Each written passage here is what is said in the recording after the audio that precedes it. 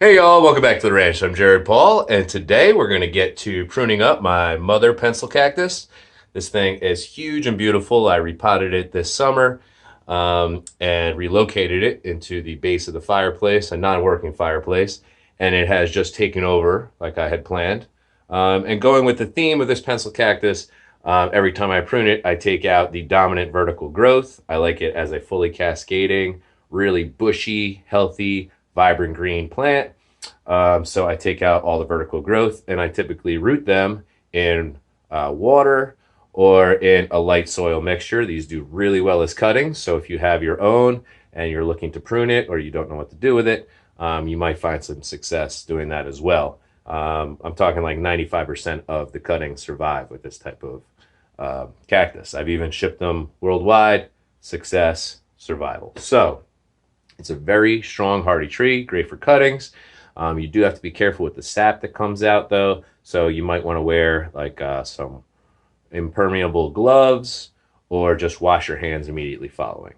So let's get to pruning that bad boy and see what type of cuttings we can plant up. So that's what's coming up on today's episode of Jarhead Bonsai.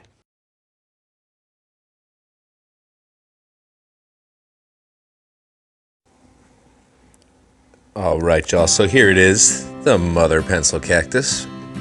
You see it is really taking over this area of the fireplace, growing nice and wide, healthy, weeping out like I want it. Here's some vertical growth. That's probably going to be the first thing pruned out today. That'll actually be a pretty nice cutting because as you see it had a nice little trunk going down there. So this is the line that I want here.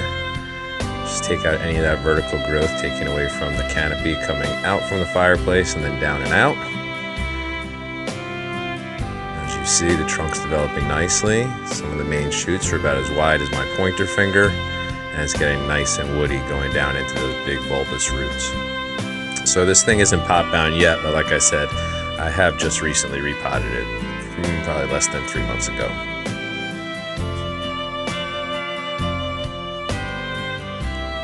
Yeah, definitely want to take that one out and get that nice rounded shape back in. So here's one of my first cuttings.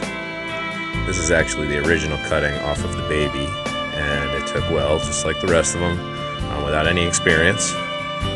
Here's a little bit more developed one. This is my Jamaican scene with Laura in her little bikini waving, and a bottle with a note that says "One Love" in it. And it just has some seashells and coral from our trip to, I believe, Jamaica, which would make a lot of sense. So it just has a tropical feel, this plant, and so I like to do like beachy plantings.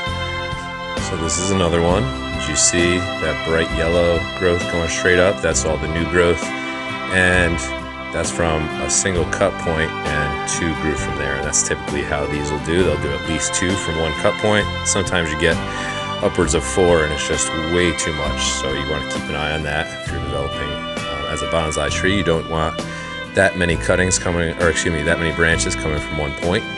So back in the right here, you see those little baby mames that I planted up. They were growing really well, so I think they took and rooted. However, since I've pruned them, they have not kicked off any new growth.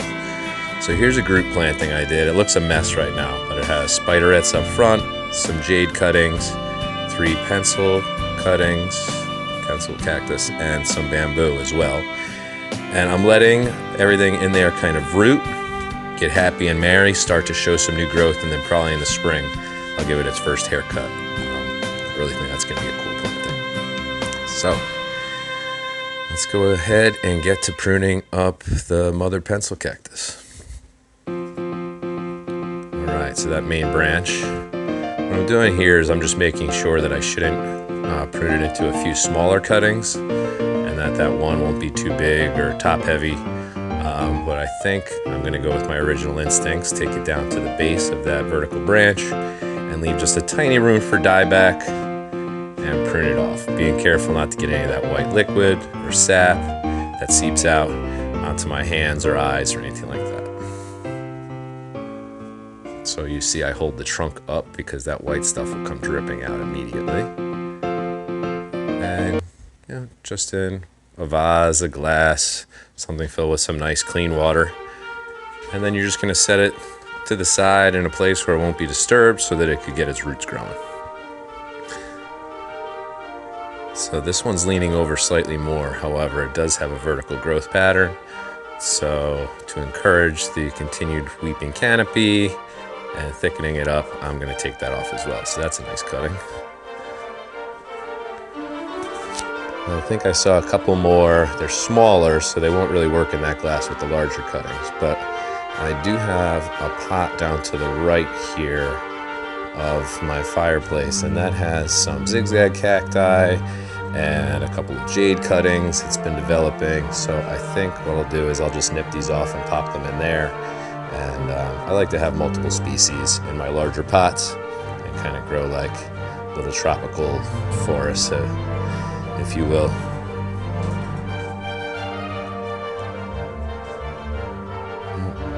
Just making sure there aren't any more dominant branches up there. Can't believe how well it really filled out the fireplace. Very pleased with that. Alright, just checking the branches that are coming out from the base that are going back in towards the fireplace and making sure there isn't vertical growth on them. And boom, boom, found a couple there.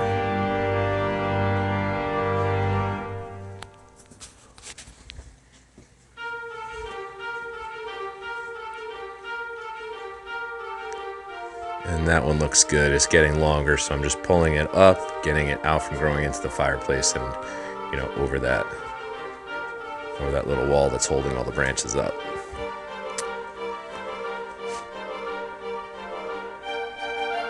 Right. So let's get these smaller cuttings into that pot that I was telling you about. If you haven't checked out a zigzag cactus, they do well as cuttings as well, and they grow pretty cool. Really follow the sun. They grow around everything, and they have like surface roots that they develop as they're crawling, so they could really do some special things. So if you haven't checked out a zigzag cactus, do so. Alright, so here are my cuttings. First day soaking in water. It'll take a couple of weeks for them to start generating roots, so I would not worry. They'll stay green, they'll stay yellow, they'll stay really nice as cuttings for a while before you plant them. Like these, those are all little roots, larger roots and finer roots. This is one of my pencils. I have 3 of them hanging in old wine bottles. They've got some nice root systems developing. Not so much branching up top, but the roots are. So I found one more of these bad boys. I totally forgot about it. It's up in a planting of 3, a nice little hanging pot. And so it's got some jade cuttings. You see there. They're creeping towards the sun. And we've got a Schefflera cutting. That's growing nice and tall and strong. And then your little pencil cactus to round out that little grouping of 3. I think it's pretty cool. So as you can tell, the sun is very difficult right now, the angle that it's at. So if you're catching some shady parts, or if I'm in total darkness or something right now.